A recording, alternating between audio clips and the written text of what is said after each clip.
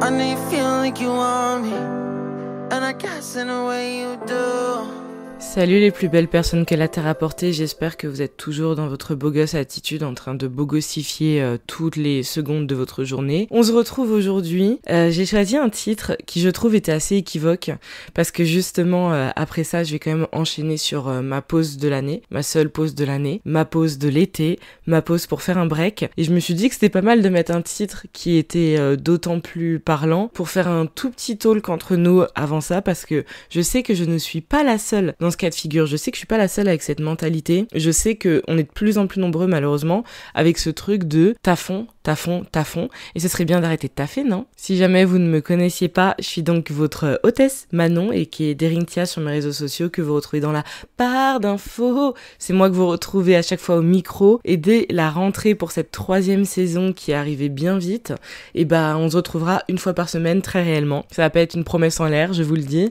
Comme je vous ai annoncé pour beaucoup sur Insta ainsi qu'en live sur TikTok, j'ai signé dans un label pour podcaster. Donc le podcast est signé dans un label, donc c'est trop cool. Ça veut dire beaucoup de Manon, c'est pas du français. Ça veut dire beaucoup de projets, ça veut dire beaucoup de nouveaux trucs qui vont arriver. Croyez-moi, avec mon agence / manageuse, nos cerveaux sont déjà en ébullition. Donc il y a que des choses intéressantes qui vont arriver. Ça va être la fiesta à Ibiza, ça va être juste trop bien. Donc franchement, j'ai juste hâte de ce rendez-vous. Mais entre-temps, je vous abandonne pas totalement. Je vais mettre des rediffs pour les épisodes sur le mois d'août. Ne vous inquiétez pas, ça va être une pause, mais ça veut pas dire que je vais vous abandonner. Et puis surtout, comme vous le savez, vous me retrouvez à côté sur mes réseaux sociaux si jamais vous avez envie. D'ici pas longtemps, il y a un compte Instagram pour Night Confessions qui va lui aussi arriver, histoire que en fait vous ayez tout centralisé. Enfin, il y a que des bonnes choses qui arrivent. Là, je suis en train de vous faire un teasing de fou furieux, mais il y a que des bonnes choses qui arrivent. Vous savez que normalement, on commence pas un épisode de Night Confessions sans cette chose qui m'a fait kiffer la semaine dernière.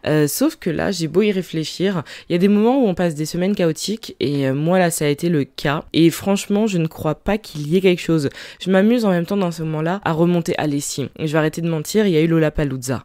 Je remonte mes photos parce que j'étais malade, ça allait pas bien du côté de ma propre vie et tout ça, mais il y a eu Lollapalooza. Donc je vais pas dire qu'il y a rien eu, parce que j'ai quand même revu Damso, j'ai quand même revu Aya sur scène, j'ai vu Central C sur scène, j'ai vu One Republic, j'ai revu Kendrick Lamar, j'ai vu les Stray Kids, enfin, il s'est quand même passé quelque chose. Donc il y a eu Lollapalooza qui a été une bonne parenthèse, parce que bon, pour le coup, le fameux Festival des Ardentes, beaucoup sont au courant que la dernière journée n'a pas eu lieu, donc ça a fait mal. Puis les Ardentes, on était à un rythme un peu plus effréné. Là, le Lola, c'était beaucoup plus calme, en plus on est à côté de la maison, enfin c'est dans le 16e, on est sur Paname, on est à domicile, donc au calme, c'était beaucoup plus chill de ce côté-là. Donc ça a fait du bien. C'était un bon petit break musical, même si le 2e jour, j'ai pas pu l'assumer physiquement parce que j'étais au bout de ma vie, alors j'ai un peu le seum parce que j'ai pas vu Lil Nas X et j'ai pas vu Rosalia non plus.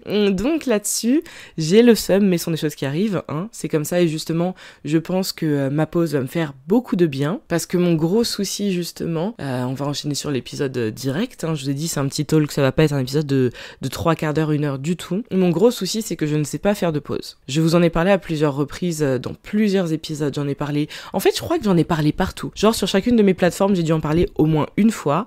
Je ne sais pas faire de pause, je ne sais pas me poser, je ne sais pas prendre de break, je ne sais pas faire ça. C'est-à-dire que chaque personne normale est censée avoir normalement 2 jours off par semaine. Au moins 1 à 2 jours off.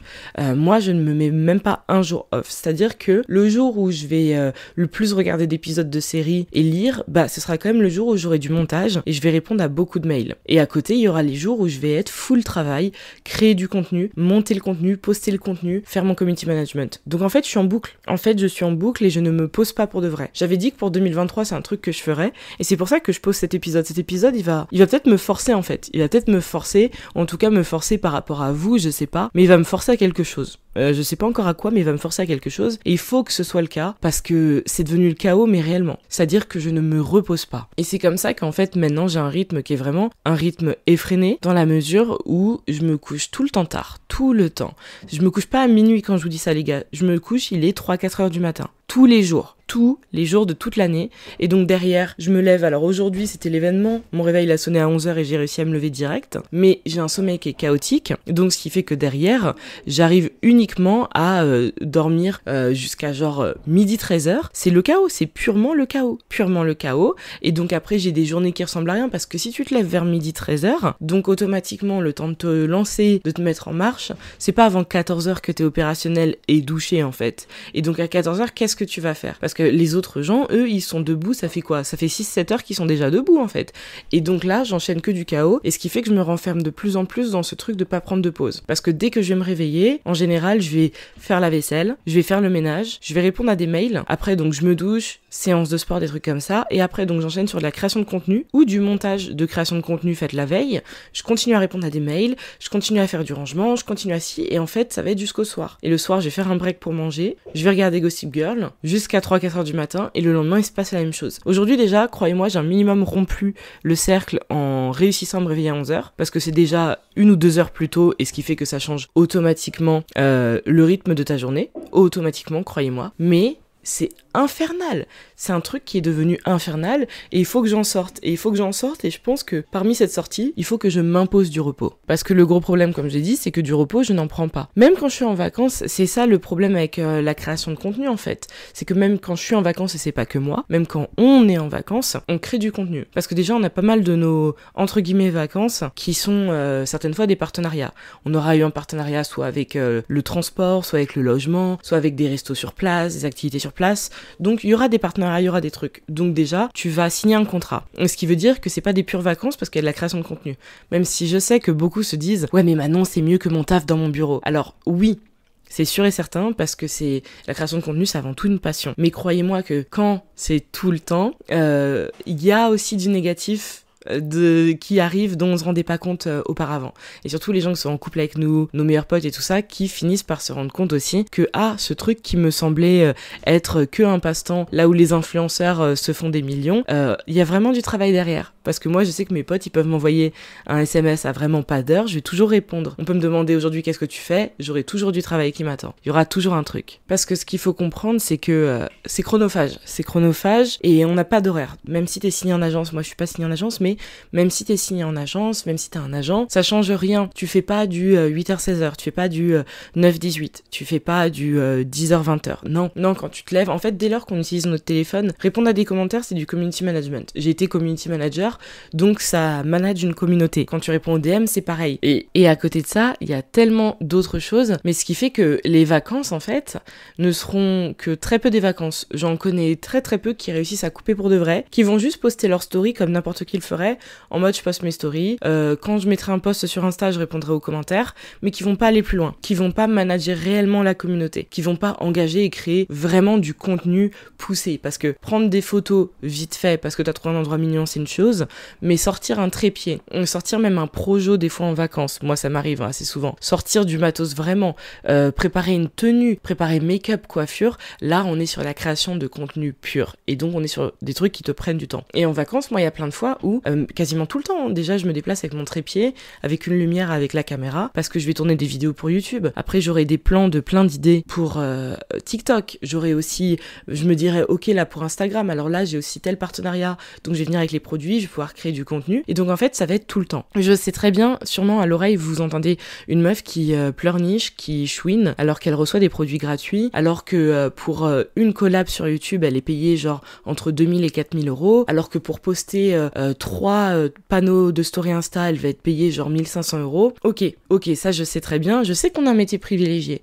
mais le problème c'est que je suis tombée dans le piège de ce métier privilégié. Moi déjà, vous le savez très bien, en tant que créatrice de contenu engagée, je suis beaucoup moins payée, j'ai beaucoup moins de partenariats, vous le savez si vous regardez mes réseaux. Je fais beaucoup de pro bono, ce qui est absolument pas normal, et je devrais totalement arrêter parce que je fais des pubs gratuites, faut vraiment que j'arrête un jour, que je me réveille et que je me rends compte que maintenant c'est un métier, t'es censé être rémunéré. Mais bref, c'est mon côté trop gentil et trop bonne trop conne aussi. Mais le problème, c'est que je suis tombée dans ce piège de la création de contenu. Il y a le podcast qui prend beaucoup de temps, YouTube qui prend énormément de temps, TikTok qui devient chronophage parce que t'as envie de créer tous les jours, parce que tu te rends compte qu'en fait, tu montes, que plus tu crées, plus tu montes. Genre là, je suis à 105 000 abonnés sur TikTok, alors que je le prends pas vraiment au sérieux. Et quand tu commences à le prendre au sérieux, tu te dis, waouh, là, ce mois-ci, en fait, en un mois, j'ai pris 10 000 abonnés, c'est quand même beaucoup. Enfin, tu tombes dans un piège qui est un piège constant. Et ce piège-là, après, il s'appelle justement ne pas se reposer, ne pas prendre de break, ne pas prendre de réelles vacances. Et sauf qu'il faut absolument que j'en sorte, et c'est pour ça que août va être mon break. Août va être mon break, et je vais être obligée de vous abandonner un peu, même si je vous mets des rediffs, parce que il faut du temps pour moi. Il va me falloir du temps pour moi. Il faut que j'apprenne à prendre des breaks. Je vais être présente quand même sur YouTube, sur Insta et TikTok, mais beaucoup moins. Ça va être beaucoup plus light. Mais surtout, je vais me forcer sur 2-3 jours par semaine à être off, parce que sur tout mon restant de l'année, ça n'a pas été le cas. C'est-à-dire que par exemple, quand je pense Berlin, ça a été la semaine de mon anniversaire, donc normalement c'était censé être des vacances, genre vraiment parce que c'était mon anniversaire. À Berlin, j'ai tourné une vidéo pour YouTube, en une semaine j'ai tourné une vidéo pour YouTube, j'ai tourné 3 stories sponsors, où vraiment fallait envoyer ce qu'on appelle les previews aux marques, fallait que ce soit validé, fallait faire le montage derrière, fallait retoucher les trucs, retourner potentiellement. J'ai fait je ne sais pas combien de TikTok, je ne sais pas combien de Reels, j'avais partenariat avec 2 hôtels, j'ai fait je ne sais pas combien de contenu pour eux, et où en fait, la semaine qui était censée être mon pur break parce que c'était mon anniversaire, c'est sûrement l'une des semaines où en création de contenu j'avais le plus taffé. En plus j'étais super bien coiffée à ce moment-là et tout, donc j'avais aussi envie. Il y a ce truc aussi derrière, mais je suis tombée dans ce truc et je sais que beaucoup d'auto-entrepreneurs et auto-entrepreneuses qui m'écoutent là, vous faites la même chose parce que vous êtes à votre compte,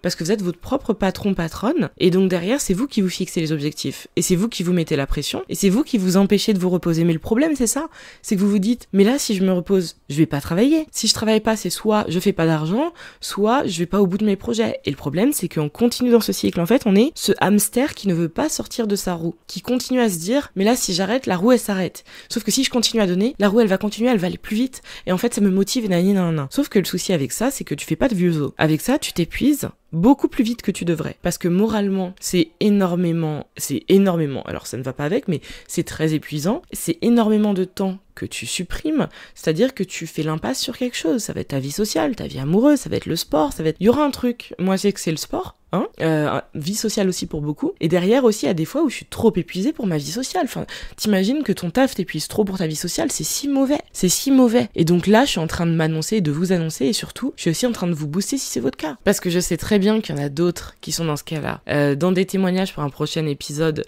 vous verrez, j'ai une abonnée qui est créatrice de contenu aussi, qui a quitté un CDI pour être créatrice de contenu, donc je sais très bien qu'elle s'impose des choses comme ça, je sais très bien qu'on tombe dans ces trucs-là, mais il faut absolument en sortir, il faut se recréer un truc qui ressemble justement au salariat et qui va s'appeler les jours off, parce que sans ça, on coule. On n'est pas obligé de mettre ça le dimanche, même si c'est vrai que c'est un peu mieux parce que ça nous permet de vivre une vie qui ressemble un peu plus à tout le monde. Parce que quand je vois tout le monde qui est off le dimanche, quand je vois les stories de mes potes qui sont en train de chiller au but de Chaumont ou je sais pas où, et qui vivent leur best life, pendant qu'en fait, moi je vais tourner ma vidéo, tourner un podcast et faire que du montage, et je vais peut-être être off le mardi, par exemple, t'es en décalage avec tout le monde. Donc aussi, c'est un truc où tu peux rechoisir de te reconnecter à la société, parce que quand tu taffes à ton compte, il y a aussi ce truc-là. Mais je sais qu'il y a aussi des personnes dans le salariat, là, qui m'écoutent, et qui font la même chose, parce que ça se trouve, vous avez décidé d'accepter plusieurs missions, alors que vous devriez en avoir une seule. Parce que vous êtes dit, j'ai les épaules, je peux le faire, et puis dans tous les cas, peut-être que c'est bien vu pour une promotion, peut-être que c'est bien vu pour une augmentation, peut-être que si, peut-être que ça, peut-être que je peux apprendre des choses, mais non. Il faut que vous appreniez à reculer un peu, pour mieux sauter déjà, et puis aussi tout simplement pour souffler, pour respirer, parce que on est des humains, on n'est pas des batteries sans fin.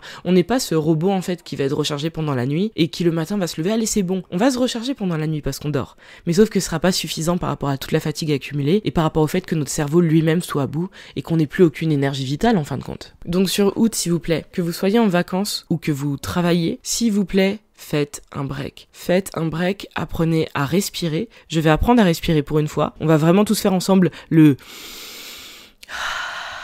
Je vais apprendre à respirer. vous allez apprendre à respirer, vous allez forcer vos proches qui sont comme moi à apprendre à respirer, et on va se retrouver à la rentrée pour de meilleures choses et pour être en meilleure forme et pour tout casser sur la deuxième moitié, qui n'est pas vraiment une moitié parce qu'il restera genre 4-5 mois, de l'année 2023. Donc je vous fais de gros bisous mes beautés, prenez soin de vous, mettez bien vos protections UV, buvez bien vos 2 litres d'eau par pitié, on se retrouve très bientôt et en attendant vous avez mes réseaux sociaux si vous voulez me voir un peu plus au quotidien faire des bêtises.